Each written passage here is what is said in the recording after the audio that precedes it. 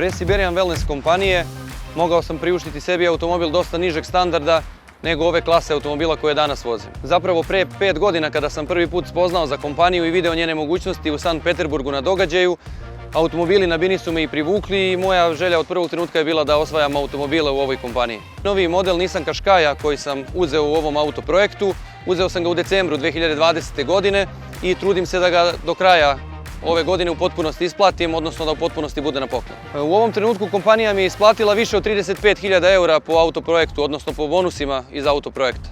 Sam isplatio u ovom trenutku 47%. Izuzetno je dobro imati brendiran automobil zato što on, gde god da se krećete i gde god da ga vozite, govori umjesto vas i predstavlja kog je kvaliteta vaša ponuda i kog je kvaliteta i koje jačine firma sa kojom sarađujete. Teritorija na kojoj radim proširila se na 4 zemlje u okruženju, odnosno na 4 zemlje, nove 4 zemlje Balkana. Samim tim vozim ga u tim zemljama da ljudi realno vide šta i oni mogu dosegnuti u saradnji sa mnom i sa kompanijom Siberian Wellness.